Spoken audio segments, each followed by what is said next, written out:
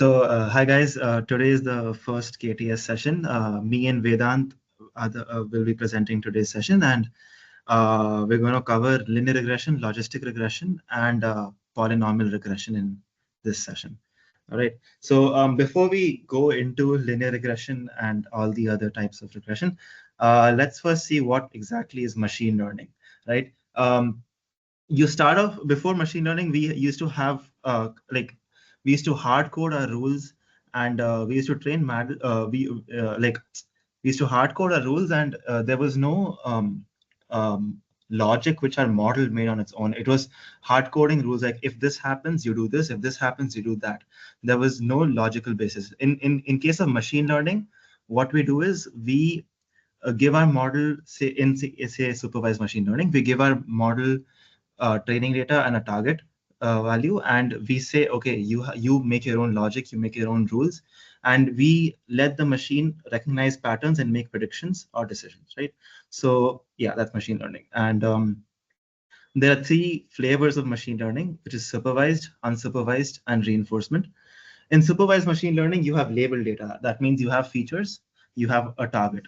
So your machine, you feed in your features to your machine, which is all the information you have on which your target is formed. So your machine trains on these features and it predicts the target. So you use it for something like, say, house prices, or and also house prices, in the sense you can have multiple features like where is the location of the house, how big is the house, what is the square footage of the house, how many neighbors you have, and so on. And based on that, you can have your house prices. So this is why you give your machine features and a target, and your machine tries to form some sort of relationship with your features so that it achieves that target. Then you have unsupervised learning. Unsupervised, as the name suggests, you don't have any supervision over the machine. It on its own makes its own patterns. There's no target value here. It explores the data and it tries to find hidden patterns or groupings. There's no target here. And yeah, as the slide says, you can use it for customer segmentation or topic modeling. And then the third type is reinforcement learning. In reinforcement learning, what you do is it's like a penalization and a support system where you penalize the machine if it does something wrong, and you reward the machine if it does something right. So you're reinforcing its good decisions and you're penalizing its bad decisions. And based on that, your machine ends up learning patterns and learning what is the right way to achieve the goal. So yeah, like in this case, an example could be we can teach a machine how to play a game, and we can penalize it if it does a bad move, and we can reward it if it does a good move. Moving on, let's start with linear regression. Okay, before that, let's talk about regression versus classification. So in regression, your output is something continuous, like you're predicting a line or you're predicting a curve or something like that. While in classification, you're segmenting data. So you can classify, like, say, spam versus not spam, or classify cat versus dog, or different types of cars, and so on. So you have discrete labels in classification, while it's continuous in case of regression. And let's now talk about linear regression. Yeah, so linear regression, this is a supervised learning algorithm where you're trying to predict some continuous outcomes, right? So what exactly linear regression is, you have a bunch of data points here, and you have to try to find the best possible line that can represent this data, right? And you can have noise, you can have everything in the data. In the end, the algorithm you create and the processes you do will end up giving you the best possible line that can fit the given data. And we do this, we'll go deep into this, but we do this by minimizing a loss function, which is typically MSE, and we do it via methods like gradient descent. And it's a simple foundational model, and I'm pretty sure you guys have heard of this. It's called like the hello world of machine learning. So yeah, further on, we define the model. So linear regression, as I said, we are predicting a straight line here, right? So in the end, your model has to predict y hat is equal to wx plus b, where w is a weight and b is a bias. So you're predicting a straight line, y is equal to mx plus c. So your model will try to estimate what w and b are, which can be the best possible fit for these set of data points. So yeah, you can just go through this. X is your input features, W is the slope of the line, B is your intercept, and Y cap is the predicted value of the model by the model. And yeah, so now that we know that we have this line which the model makes, how do we tell the model that it's something good, like you're going in the right direction, you're not doing well. How do we tell the model that its predictions are good or bad? So that's where your loss function comes in. This loss function basically measures how well your model is performing, how well your model's predictions are. So since we said it's a supervised learning algorithm, right? So when a model makes some predictions, we check how close it is to the target value via different functions. In this case, the most commonly used one is MSE, mean squared error. And we tell the model, hey, okay, this is your prediction, this is the actual target, your mean squared error is this, you have to minimize this even more. So the goal of your linear regression or any machine learning algorithm is to minimize this loss function. And yeah, you can have multiple different loss functions. In case of regression, you have MSE, you can also have mean absolute error. In terms of classification, you have binary cross entropy loss or binary cross entropy loss and so on. And yeah, this is mean squared error, where y hat is your predicted value, y is your original value, which is your target value, by which you're checking, and you do this summation, and that's your mean squared error, which is again dependent on your parameters, weight and bias, which is the parameters your model has to estimate. Yeah. Now that we know the loss, how do we minimize it, right? So okay, so now we've reached a step where we know, hey, this is your loss, this is the error you're making. And now the model's goal is to minimize this error even more. How do we tell the model, how do we ask the model to proceed in a way that your error gets minimized? So that's what we're going to talk about here. And it is done using a process called gradient descent, where, and the whole thing is called optimization. So you optimize the model's parameters to minimize the loss. And again, as I said, this is done via gradient descent. Now this whole thing is like a loop where your model makes a prediction, you give it a loss, it does some optimization, then you feed that loss again then it makes new W and B, and then you feed that W and B back into the original data points, you check against the target values, you find the new loss function, and you just keep going in loops like this until either you have some stopping criterion. And yeah, this is gradient descent. So in this, what we do is we have a loss curve, and we try to reach its minima. Uh, we try to reach its minima via this process called gradient descent, right? As I said, this goes in loops. So in each iteration, we compute the gradient, and then we have a set of algorithms via which we update the gradient, and we proceed to go towards the minima. And this process is repeated until we converge to a minimum. And yeah, this is an animation for gradient descent.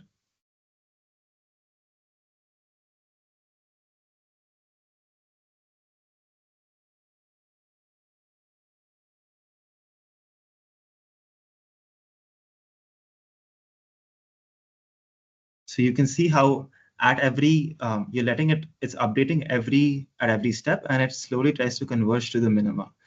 And you can see it's trying to reduce the cost as the number of steps increase.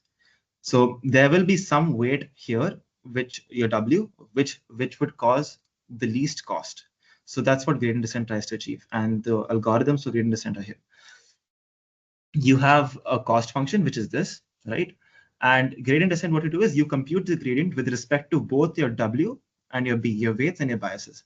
So if you partially differentiate this with respect to W, you'll get this. If you partially differentiate this with respect to B, you'll get this. And then you have this update equation, which is your W is equal to W minus eta dou J by dou W. This could also be alpha. B is equal to B minus eta dou J by dou B. So this whole thing is done in one step, and this is one update you make to your whole model, right? And now let's talk about that eta, which is this thing over here. This is a hyperparameter where you can alter this hyperparameter to decide the step which you're taking while minimizing the loss, right? You can have a high learning rate, and which could cause it to take larger steps, and what that could cause is it could cause it overshooting the minima.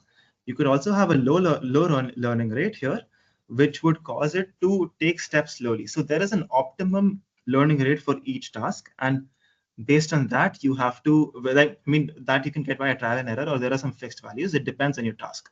So there's an animation here as well, I believe. Yeah. So this is too small. So you can see it's slowly going down to convergence. Too high causes it to overshoot, as you can see here. And optimal is something where it's the perfect size for it to converge, not too slow, not too fast, but at the perfect rate for it to converge to the minimum. So yeah, that's the animation. Finding the sweet spot, yeah, sweet spot. So you can obviously figure out your loss versus iteration for each eta, and you can plot them together and see what your optimal m and eta is, right? So if you have something very large, obviously your loss will shoot up because you're overshooting your minima. If you have something too small, your loss function is going to decrease at a very, very slow rate. And at optimal rate, you'll see something of this sort where initially it's a high loss, and then you're slowly going to a very low loss, and starts to tend to a very low value. And yeah, so yeah, this is the end. You could say the pipeline of linear regression, where you have your training data. Okay, you put this into your estimator, which is a linear regression model. Initially, your linear regression model will start with random weights and biases, randomized, or it could start from zero, it depends. It starts from randomized weights and biases, and it makes an estimation. Now your estimation is made, and then you compare that with your true value to find the loss function. You compare that with your true value and plug it into the loss function, and you find out what's the loss. Now you tell that loss now you tell your model that here this is a loss. The model goes to your optimizer. The model optimizes it via gradient descent, and then it adjusts its parameters, and then it makes a next estimate. And then again, this whole loop goes off on in a loop until you either ask it to stop or it converges to a minimum.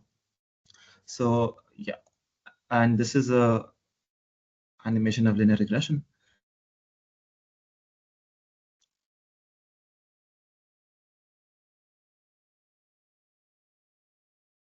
Yeah, so here you can see that initially, as I said, you randomize your weights and biases. So you can see that, sorry, you can, you can see that the line is completely random initially. It's nothing that can represent this data accurately because it's completely randomized. But as your epochs continue, your loss function gets minimized, and it tends to best describe this data. But yeah, so as I said, linear regression is where in the end your model is predicting y is equal to mx plus c, right, or y is equal to wx plus b. There may be cases where one feature is not enough to describe a target. As I said, like for example, that housing example, you've got multiple features defining a target, right? You've got multiple features like location, square footage, rental cost, sorry, not rental cost, neighborhood, and so on. So if there's more than one feature, then we do something called multiple linear regression, where instead of just wx plus b, you can have multiple weights together with one bias. And you, instead of fitting a straight line, you now try to fit a hyperplane that best captures all the features together, right? And it's the same. So mathematically, as I said, this is the prediction your model makes. And the whole process is exactly the same. You compute a loss function. Let me just go to here. You compute a loss function. You make an estimate. You compute the loss function.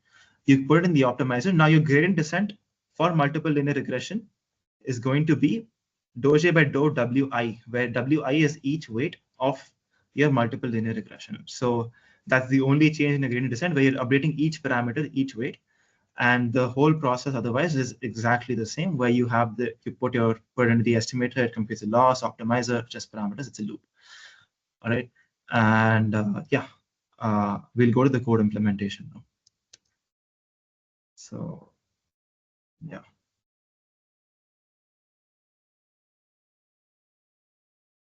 Yeah, sure.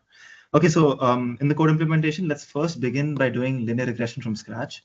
So yeah, in this case, we'll build a model from the ground up. We're not using any library except NumPy and Pandas in this case. And I'll go through the code step by step here. Let's start. So firstly, we build a data set. I put the seed because it's for reproducibility. We build a data set using some randomized values. And this is our equation. We're trying to get the model to predict y is equal to 2x plus 5. I've added some noise in there to try to predict the real world data, to try to replicate the real world data. And yeah, this cell block, all it does is it saves it to a CSV file, linear regression.csv, and after creating the data set. And I've visualized the data set here. This is your data set. Your linear regression model will try to make some line along these data points, which it thinks is the best possible description of your data. So yeah, let's bring back this picture. Let's code it from scratch. So let's go step by step. So I've defined the learning rate as 0.1. I've defined epochs as 150. This is just there to plot it later on. And as I said initially, for the first estimate, we initialize a params to something random. So that's the first step.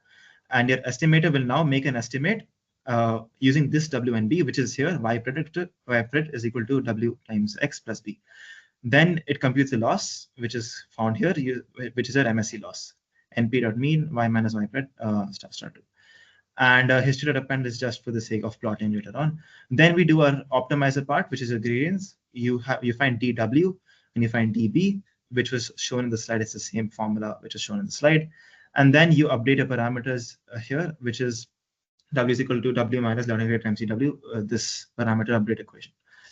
Yeah, so you can see how the model started with something initialized to very random, where it was 1.4 and 0.9, and our initial equation, was 2x plus 5. So it starts something random, but you can see how as the epochs progress, it's tending to something very close to 2x plus 5.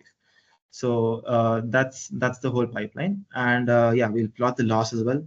This is the plot similar to the one in the slide, which corresponded to an optimal eta.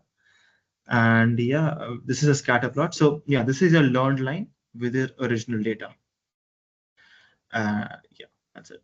Then we'll go to the next thing, which is using this popular machine learning model called scikit-learn.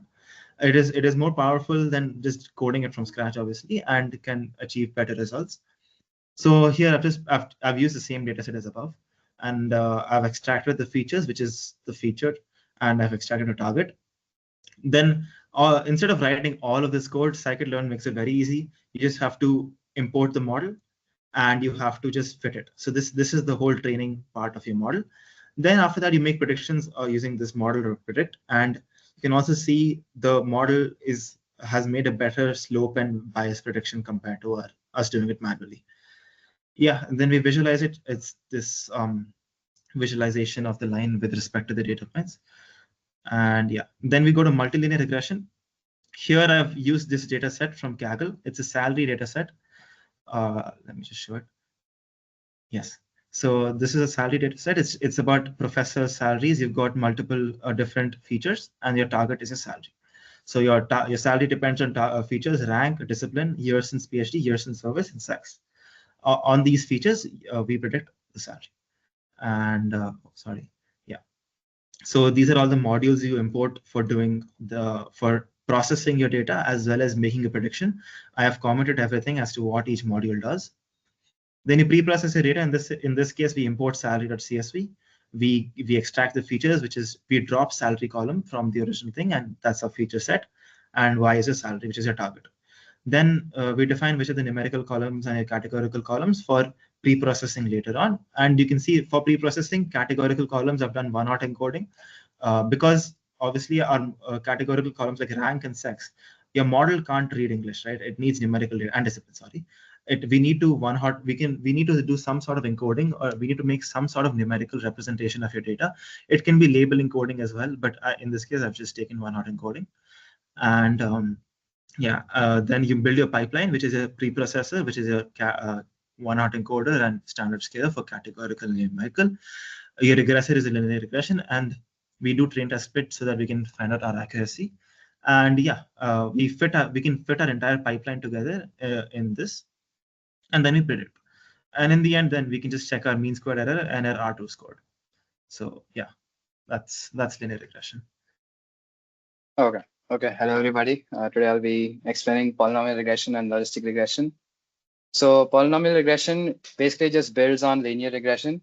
In linear regression, we try to fit a straight line to the data, but as you would expect, in most cases, it doesn't necessarily have to be linear. It could be some sort of curve, and a higher degree would help us achieve a higher accuracy both in training and testing. So instead of using just the input, we use powers of it, like the square, cube, and so on, which allows more flexibility. So it gives us a better accuracy. Mathematically, it's simply w1x plus w2x square, and so on. You consider how many ever degree, like whatever degree you want. And polynomial regression, from the look of it, you can see that it's like a special case of multiple linear regression where the other features that you're taking, they're just powers of your main input feature. So to just see how this works visually, with degree 1, it's pretty bad, but then with 2, it gets a little better. And then up to 4, it looks pretty sensible. But then now you see that it starts, like it's really trying to fit the training data. And yeah, so with degree 10, you can see that it passes through every training data point. So that means the training error will be 0, which obviously is not good, because essentially what this is doing is it's memorizing the data rather than trying to understand the generalizable features. So while it looks like it's a good model because it will do well in testing, sorry, while in training, when you test it, you'll see that the accuracy is pretty bad. So again, if you see it in the beginning, it goes from a very low accuracy to, okay, it somewhat improves until eventually we see that the training error will keep decreasing. But then we cannot say anything about the testing error just by looking at this.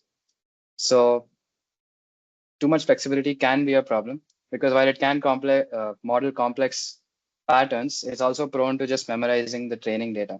So it will focus on the noise rather than the true sort of underlying patterns. And this could make it very unreliable in practice. So there are two possible cases. In the first case, when the accuracy is very low in training, and the second case when the training accuracy is very high. So the first case is when the model, tries too hard.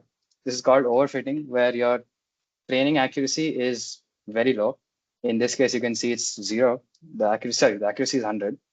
So it might look good, but then it's obviously not ideal, because on the training set, it'll perform well, but then any change in the testing set, and then the accuracy will go down in practice. So this happens when the model is too complex and the amount of data is not that much. So then it can just perfectly fit to the training data. The other case is when the model doesn't even try. This is called underfitting. And basically the model is just too simple. It doesn't have enough flexibility or complexity to properly fit the entire data. So this is also not good. Obviously, its training error is very high, and even the testing error is very high. So a goal in machine learning is to get the right balance between underfitting and overfitting. Because as you see here, we have underfitting. We try to improve the training accuracy, and it looks good here. But then as we keep improving the training accuracy, it starts overfitting. So we need a proper balance between, we don't want underfitting, but we also don't want overfitting. So we need to find some sort of balance. But before we go there, there's two terms that's used a lot. There's bias and there's variance. Bias is basically the error introduced when you test the model. So here you can see, because the error will be very high, we'll say that it has a very high bias. And this is the case of underfitting, where the model, again, as I said, is too simple. So it cannot capture the important details. It's like if I ask you to describe a person with just one adjective, then you can't do that properly. You need little more features and some more flexibility. So when we try to reduce the bias, we usually want to make the model a little more flexible. And we could also modify the training data set by maybe engineering some new features or scaling or whatever.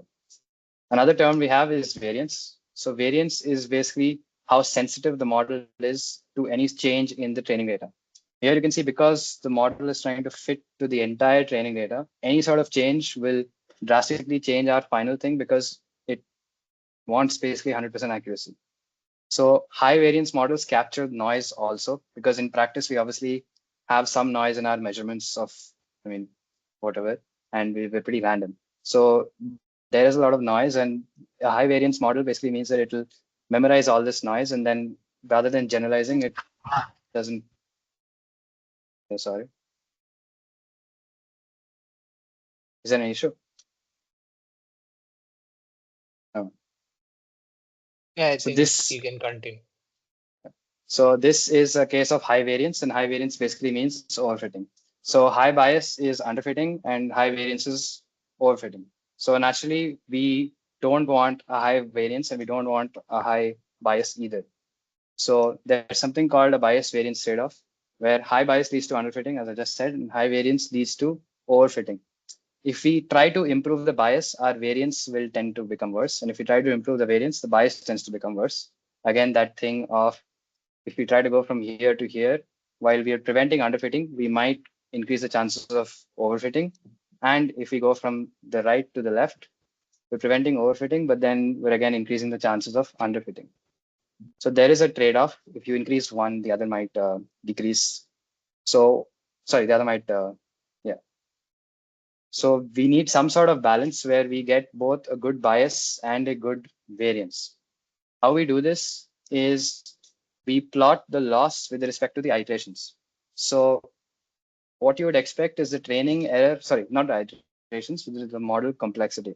So what you would expect is the training error is always decreasing because that's the whole point of training. We're training in such a way that the training error decreases. But here you see the test error, it keeps decreasing up to a certain point and then it just shoots up. So that's when the model has overfit, where it's essentially doing very well in training, but it's memorizing the entire data and it's not doing well in generalizing it. So this is the case of overfitting, where your test error is very high and your train error is very low. We don't want this. We also don't want the left side where training error is low, but even testing error is low because we haven't trained it enough. So this is the case of underfitting. Typically, we could plot this. So if you're doing polynomial regression, you could plot this curve. You could take the degree on the x-axis, be it 1 to 10, and then you could see what error you get. And you would expect some curve like this. And then you see the degree corresponding to this part. And that would be the ideal one, where you're not overfitting, neither are you underfitting. So that's how we keep both of them to a minimum. Anwar, will you present this? Yeah, sure. Yeah, so polynomial regression. Yeah, so we're using scikit-learn here to predict. And yes, we import linear regression itself, and then later on we can define the degree niche and down. And yeah, so you first generate random data here, and this is the curve we want the model to predict. And what you do is you ask it to create poly features, which is um, it converts x into the number of features. So it'll make x as one feature, x squared as another feature, and x cubed as another feature. And then in the end, you train a linear regression model on this. It's like multiple linear regression, but each is, as Vedant explained, each is a different feature. So yeah, we are fitting it here, and we extract the coefficients. Let me just run everything. And yeah, this is the plot we get with our data. And yeah, so talking about bias variance trade-off, you can have something of a lower degree, and this is a true function firstly, which is our data sets, which is a true function, and now we'll train a model. And if you see here, what I've done is I've shown that as your degrees increase, we've checked between degrees 1 to 15. You can see the change in your bias and variance as your degrees increase. So your variance, your train error starts to go down, and your test error is trying to go up. And then I've just gotten this module here where you can try different degrees out, and you can see how the curve fits. So degree 3 is exactly our original curve, so it perfectly it's the original data representation. But as you see, as we increase the degree here, it tries to accommodate more data points. So it starts failing over there. And yeah, then you can see it just tries to accommodate as many data points as it can because it has the freedom and the degree has increased. So it overfits a lot over there. Yeah, that's the code implementation for polynomial. Saw the implementation of polynomial regression. And linear regression is good and all, but the one place where it can't be used is classification, because it predicts continuous values, but in a huge range. So let's say we want to predict something binary where an email is spam or not spam. In that case, we would want some sort of probability to assess how sure the model is that the particular email is spam. But if you apply some linear regression on that, you could get some sort of crazy values like 100 or like minus 40 or something like that. and we don't really know what to make of that. So while it's a good model, we can't use it as such for classification in this form. We need some model that whose range is only between 0 and 1, which we can interpret as probabilities. So that's where we get logistic regression. Logistic regression is used when the target variable is categorical. Typically when it's binary, but it can also be used in when there are more than two classes, as we'll see. So instead of fitting a straight line, essentially what we do is we take all the outputs of our linear regression and we sort of constrain it and put it between 0 and 1 so that we can think of it as some probability. So the numbers between closer to 0 would mean a very low chance, and the ones closer to 1 would mean it's very sure. So even though the name is actually regression, that's a little deceptive. It's used for classification tasks. So how it works is it uses the sigmoid function. The sigmoid function does what I just said. It takes the output of your linear transformation, your wx plus b, and it compresses that to a sensible range of 0 and 1. So it acts like some sort of threshold. The values which are way below 0 come near 0. The values are way above 0 come near 1. So this allows logical regression to make smooth probabilistic decisions. So this is what the curve looks like.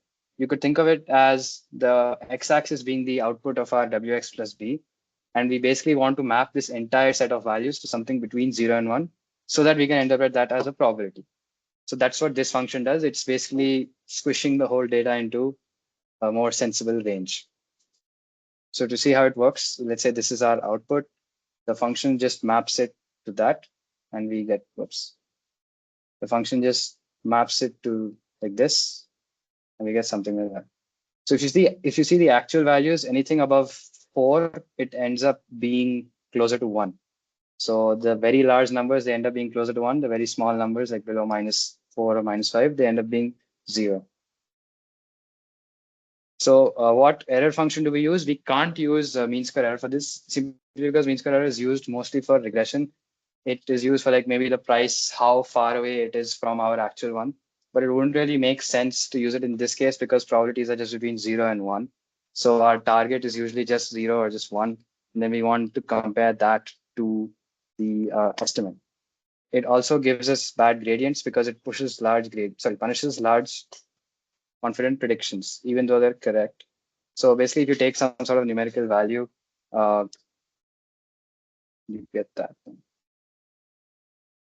So there's no logistic regression models probabilities, and MSE doesn't align with this because it is used, again, can be done for any sort of value. You don't get good gradients. And also, most importantly, it is not convex. If you plot the graph, you'll get a lot of minima. And gradient descent usually struggles to find this global minima. It will just settle at some local minima. And that's not what we want. We would prefer a loss function whose landscape has like a single global minimum. So we can't use mean square error. Instead of that, we use the binary cross entropy. This mainly provides better gradients and a convex loss landscape, which basically means just a single global minimum. So this is what the binary cross entropy loss looks like. It's equal to minus log y hat plus minus y log minus y hat, where y is the true label, which will either be 0 or 1 in case of binary, and y hat is our prediction, which will be 0 and 1. We only use this when we have two labels, 0 or 1, hence the name binary cross entropy. And again, the two main things about this function is we get good gradients and it's also convex. So we have one global minimum and gradient descent doesn't really get stuck somewhere else. So the three advantages of this, it models probabilities, it has a convex landscape. And one more thing, it encourages models to assign high confidence only when it's right. So there is a sharp penalty for confident mistakes where basically if it's supposed to be 0 and it says 0.8, saying it's pretty confident it's 1, this gets a very high penalty and then the model learns accordingly. The optimization process, since this loss function is again a simple convex one, we use gradient descent to update the parameters. In this case, our parameters are still W and B. The sigmoid is just a function. So this is our model. We take the output Wx plus B and we squish that between 0 and 1. We measure the loss using the binary cross entropy loss. Then, because this loss depends on two things, W and B, we take the gradients with respect to that, and then we update these parameters based on this loss. This is again the learning rate. As Anway said before, you have many ways of like deciding what's the right one. And Yeah. So one more thing, why logistic regression? If it's being done for classification, why is it called regression? Because technically it's still a regression model.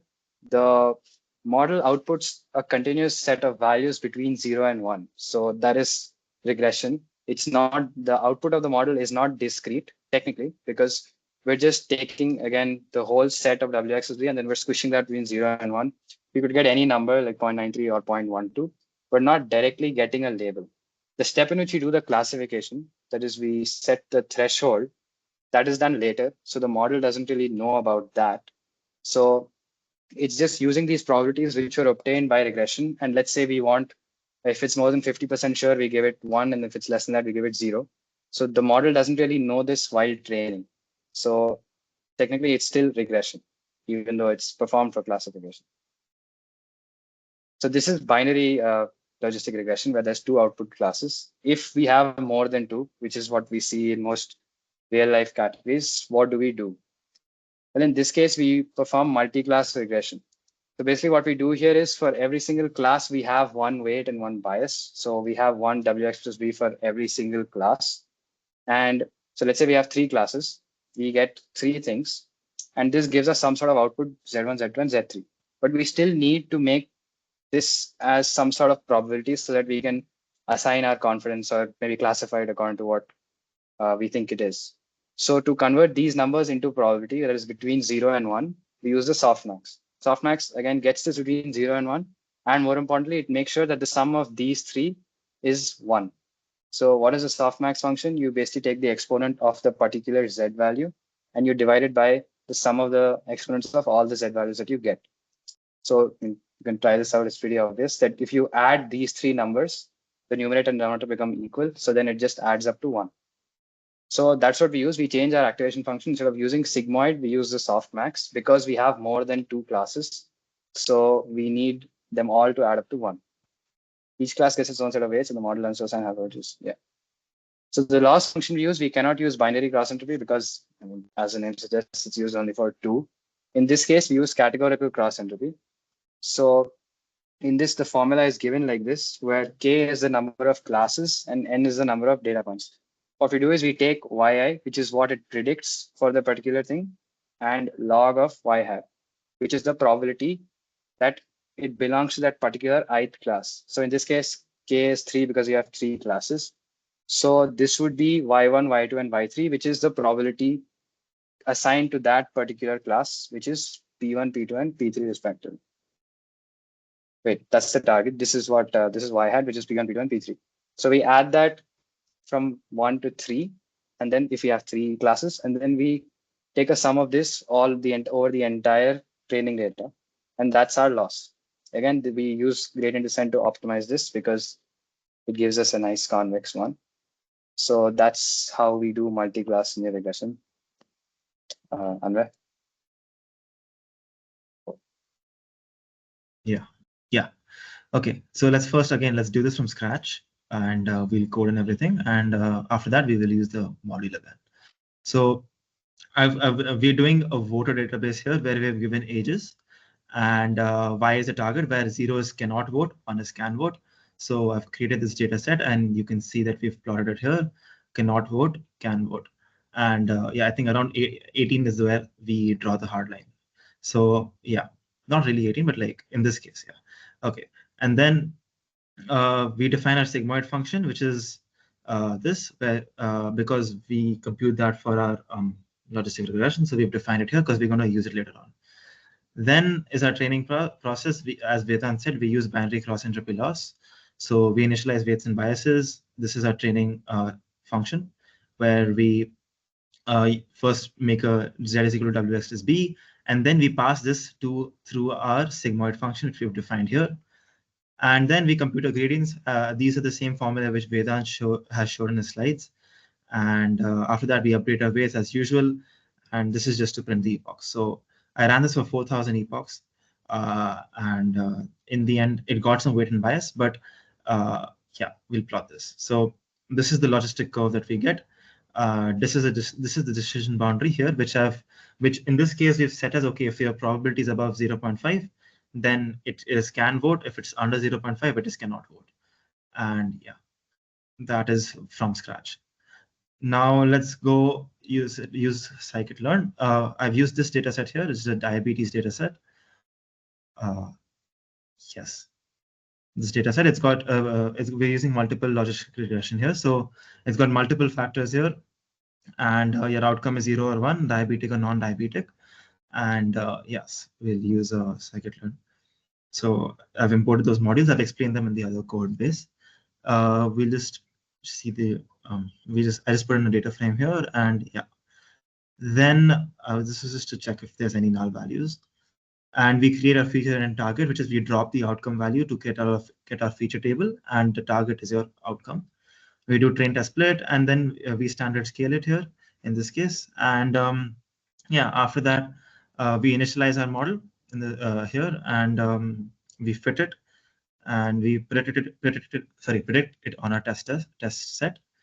Then this code block is just to print all your accuracy metrics. You've got accuracy score. The classification report is this table here, which it prints out. It's inbuilt into scikit-learn.